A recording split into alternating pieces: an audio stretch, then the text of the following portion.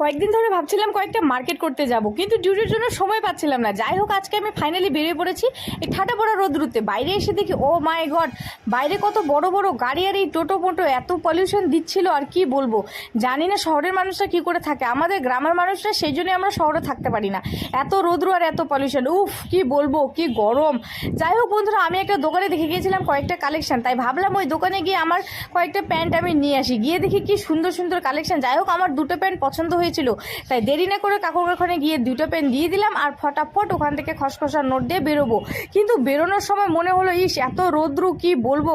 এই ঠাটা পড়া রৌদ্রতে বাড়ির রুমে যেতে না যেতে আমার মাথা না ঘুরে পড়ি। দেখুন আকাশ পুরো সাদা আর মাথার উপরে সূর্যমামা একদম পুরো চিনচিন করছিল, কি বলবো। যাই হোক, আমার মনটা একটু খুশি ছিল, কিছু মার্কেট করেছি, আর মনটা একদিক থেকে দুঃখ, আমার কিছু পয়সা চলে গেল। কাশ কেউ যদি আমাকে ফ্রিতে একটু শপিং করে দিত, কত ভালোই না লাগতো। তোমাদের কার কার আমার মতো ফ্রিতে শপিং ভালো লাগে, কিন্তু আমার নিজের শপিং নিজেকে